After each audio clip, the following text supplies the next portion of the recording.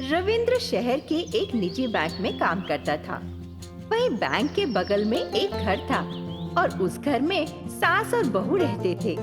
सास सुजाता और बहू दिव्या दोनों आपस में बहुत लड़ाई झगड़ा करते थे। कुछ भी काम करते, अंत में उसकी झगड़ा उनका हो ही जाता था। एक दिन दिव्या जल्दी उठी और भगवान से प्रार्थना करने लगी कि सुजाता, मुझे पक्का विश्वास है कि भगवान से प्रार्थना कर रही होगी कि मैं जल्दी मर जाऊं। हे भगवान, अगर उसकी प्रार्थना के बाद मुझे कुछ हुआ तो मैं इसको जिंदा नहीं छोड़ूंगी। मैं भी भगवान से डबल प्रार्थना करूंगी। सुजाता ने जैसा सोचा था वैसा ही हुआ। दिव्या ने अपनी सास के बारे में ही प्रार्थना की। हे भगवान, मुझे शांति में रहना पसंद है, लेकिन पता नहीं क्यों मेरी सास बहुत लड़ाई करती है। हर बात में मुझसे झगड़ा करती है। जल्द से जल्द उन्हें यहाँ से उठा लो, नहीं तो मुझे कुछ शांति दो। वहीं सुजाता भी दौड़कर प्रार्थना करने आई। हे भगवान, मुझे पता है मेरी बहू ने निश्चित रूप से मेरी बर्बादी की प्रार्थना की होगी, पर मुझे पता है आप बहुत ही दयावान हैं, इसलिए आप इसे इसका दंड भुगतने दो। सास बहू दोनों ने भगवान से एक दूसरे की शिकायत की और जैसे ही आंखें खोली एक दूसरे को घूरने लगी। मुझे पक्का विश्वास है तुम मेरी मृत्यु की कामना कर रही थी। आपने मुझे अपने जैसा समझ रखा है क्या? भला मैं ऐसी प्रार्थना क्यों करूंगी? मुझे पक्का विश्वास है तुम्हारा दिमाग ऐसा ही है, इसीलिए भगवान से रोज रोज प्रार्थना करती हो। क्यों, ठीक कहा ना? भला तुम्हारी मृत्यु से मुझे क्या मिलेगा? तुम्हारे फटे पुराने कपड़े? कौन लेगा इसे? इसे तो कोई जानवर भी नहीं ले जाएगा। अपनी सास के बारे में ऐसी बातें करते तुम्हें जरा शर्म नहीं आती? आहा, कितनी मासूम बनती हो। दोनों में इसी बात को लेकर घंटों बहस होती रही। फिर अचानक दोनों अपने अपने रास्ते चली गईं। झगड़ती रही, पर लेकिन उनके पास और भी काम था। अगले दिन श्रावण का शुक्रवार था और एक डकैत बंदूक के साथ बैंक में घुस गया। उसने लोगों को धमकाया, चुपचाप सारा पैसा और ज्वेलरी मेरे हवाले कर दो, और किसी ने भी होशियारी करने की कोशिश करी उसे मैं जिंदा नहीं छोड़ूंगा। उसकी धमकी से सब लोग डर गए। डकैत को मौका मिल गया और उसने सारा लॉकर खाली कर दिया। फिर बैंक मैनेजर ने चुपचाप उसकी सूचना पुलिस को दे ही दी। जैसे ही डकैत पैसे इकट्ठे करने लगा, उसने बाहर से पुलिस का सायरन सुन लिया और जब उसने सुना तो वह घबरा गया। किसने पुलिस को सूचना दे दी? ओहो, अगर मैं कुछ भी लेकर गया तो वह तुरंत मुझे जेल में डाल देंगे। यह सोचकर वह बैग लेकर वहाँ से भागने लगा। अचानक उसका पैर लड़खड़ा गया और वह वहीं गिर गया।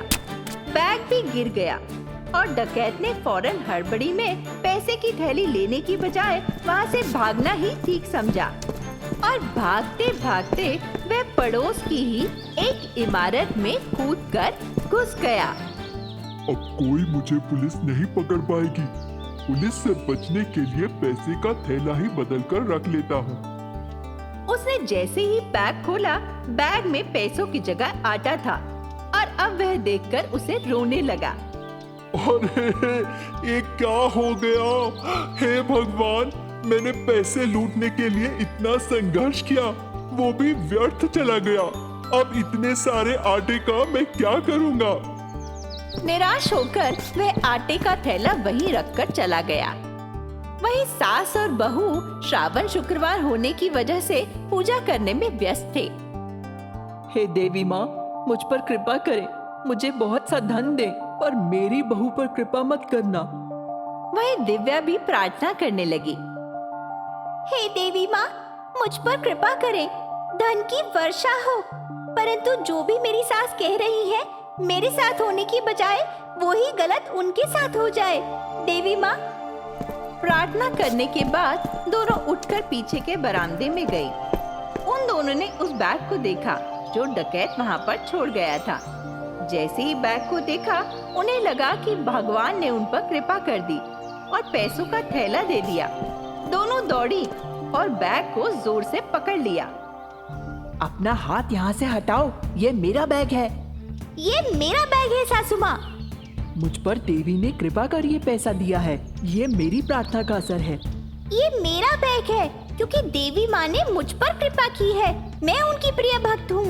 दोनों फिर से झगड़ने लगे और उस बैग को अपनी अपनी ओर खींचने लगे। अचानक वह थैला 2 टुकड़ों में गिर गया और सारा आटा उनके मुंह पर गिर पड़ा।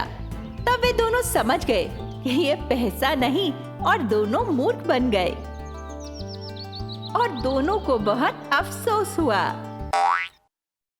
भाग्या एक गौरवशाली महिला थी और वो मणिपुर नामक गांव में रहती थी। वो हमेशा अपनी बहू सुनीता को परेशान करती रहती थी, जबकि सुनीता एक आज्ञाकारी लड़की थी। उसकी सास उसे कितनी भी यातनाएं देती, कभी पति से शिकायत नहीं करती। यहाँ देखो, तुमने इसे करी जैसा पकाया है, क्या कोई इंसान इसे खा पाएगा? तुम्हारे लोगों के पास और कोई रास्ता नहीं है, इसीलिए बिना किसी करी के सूप और चावल पीते हैं। वैसे कल की चिकन करी कहाँ गई? क्या तुमने उसे अपने माता पिता के पास भेज दिया खाने के लिए? भले ही उनके पास खाने को कुछ न हो, लेकिन वे बेटियों के सामने कभी हाथ नहीं फैलाते, इसलिए ऐसा ना कहे। ये स्थिति उनके सामने अभी तक नहीं आई। आवाज क्यों उठा रही हो? जैसे खाली बर्तन बहुत शोर करते हैं, तुम मेरे सामने इतना शोर क्यों कर रही हो? हमारे घर के आने के बाद तुमने अच्छा खाना शुरू किया और बहुत घमंडी हो गई। अपने जुबान को काबू में रखो, नहीं तो। ऐसा कहने पर सुनीता रोने लगी, तो उसे चुप कराने की बजाय अब रो क्यों रही हो? हमेशा रोती रहती हो तुम और तुम्हारा रोतेला चेहरा। तुम ऐसे रो रही हो जैसे कोई मर गया हो, पिता मर गया या तुम्हारी दादी। अगर तुम रोगी तो तुम्हारे रोने का असर हम पर भी पड़ेगा। अपना रोना बंद करो और मुझे चाय बनाकर पिलाओ। सुनीता अंदर गई और उसके लिए कुछ चाय ले आई। सासू माँ, ये चाय ले लीजिए। बिना चाय पिए उसकी सास उसे कहने लगी, छी छी, तुम्हारे चेहरे की तरह इस चाय में भी चीनी नहीं है। इतना कहकर उसने सुनीता के चेहरे पर चाय फेंक दी। कॉफी के गर्म होने के कारण सुनीता का चेहरा जलने लगा, लेकिन बिना एक भी शब्द बोले वो रोती हुई वहां से चली गई। वो उदास हो रही थी। उसी समय उसका पति रमेश वहां आ गया। सुनीता, तुम्हारे चेहरे को क्या हुआ? इतनी बुरी तरह जल गया? चलो अस्पताल चलते हैं। ना तो कुछ हुआ है और ना ही अस्पताल जाने की जरूरत। इतनी छोटी छोटी बातों के लिए अस्पताल क्यों जाएंगे? इसलिए मैंने क्रीम लगा ली है चेहरे पर। ठीक है सुनीता, जब तुम किचन में काम करो तो सावधान रहा करो। इतना कहकर रमेश घर से चला गया। अगले दिन सुनीता बीमार महसूस कर रही थी और उसने ये बात अपने पति को बताई। रमेश उसे अस्पताल ले जाना चाहता था और हॉल में आया। भाग्या देखकर पूछ बैठी, अरे बेटा रमेश, इतनी सुबह कहाँ जा रहा है? सुनीता की तबीयत ठीक नहीं है, मैं उसे अस्पताल ले जा रहा हूँ। इतनी सुबह कौन डॉक्टर मिलेगा तुझे? थोड़ी देर बाद मैं ही ले जाऊंगी। तू तैयार होकर ऑफिस निकल जा। बिना एक भी शब्द बोले वो ऑफिस के लिए तैयार हो गया। माँ, सुनीता को अस्पताल ले जाना मत भूलना। अरे चिंता मत कर बेटा, मैं उसे डॉक्टर के पास जरूर ले जाऊंगी। ठीक है माँ। सुनीता, माँ तुम्हें डॉक्टर के पास ले जाएगी, उनके साथ जाकर अपना ख्याल रखना। जैसे ही रमेश अपने ऑफिस के लिए निकला, भाग्या ने सुनीता से कहा, अरे करमजली औरत, तू काम से बचना चाहती थी, इसलिए तुमने अपने पति से कहा कि तुम बीमार हो। मेरे साथ ऐसे खेल मत खेलना। जाओ और अपना काम करो, जाओ। सास की बात सुनकर सुनीता को बुरा लगा और वो रसोई में खाना बनाने चली गई। भारी काम से सुनीता की तबीयत बिगड़ती गई और वो दिन ब दिन कमजोर होती जा रही थी। 3 दिन बीत गए और उसकी तबीयत लगातार खराब हो रही थी।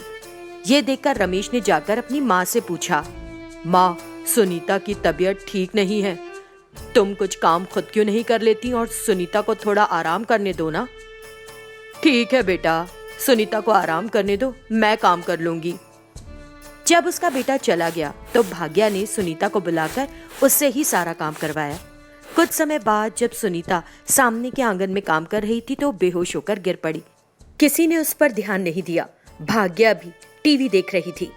रमेश ऑफिस से लौटा और वापस आया तो सुनीता को बेहोश देखा और कुछ इस तरह कहा, सुनीता, सुनीता, क्या हुआ? रमेश उसे पुकारता रहा लेकिन सुनीता ने कोई जवाब नहीं दिया। वो तुरंत उसे अस्पताल ले गया। वहां डॉक्टर ने चेकअप किया और उससे इस तरह कहा, देखिए रमेश जी, आपकी पत्नी बहुत कमजोर है और अगर आपने देरी की होती तो उनकी जान भी जा सकती थी। ये सुनकर रमेश सन्न रह गया। कुछ देर बाद सुनीता को होश आया और उसने पूछा कि क्या हुआ। इस बार उसने अपने पति को सब कुछ बता दिया। वो अपनी पत्नी को घर ले आया जो बहुत कमजोर हालत में थी। मैंने तुम पर भरोसा किया माँ, लेकिन तुम उसे सचमुच मारने की कोशिश कर रही थी। जैसे तुमने मुझे जन्म दिया वैसे ही एक और माँ ने उसे जन्म दिया है। ये बात कभी मत भूलना। एक औरत के दर्द को दूसरी औरत ही समझती है, लेकिन मेरी पत्नी की परेशानी को समझ नहीं पाई क्योंकि आपने खुद को एक माँ से सास बना लिया, इसलिए अब दूसरी महिला के दर्द को नहीं समझ पाती। ऐसी बात नहीं है बेटा। अब मुझे कुछ भी समझाने की कोशिश मत करो। अब तुम कोमल हृदय वाली महिला नहीं रही, बल्कि एक घमंडी सास हो। अब मेरी पत्नी और नहीं रहेगी। ये मेरी गलती है, मुझे माफ कर दे। इसके बाद मैं ऐसा नहीं करूंगी। तब से भाग्या सुनीता की अच्छी तरह से देखभाल करने लगी।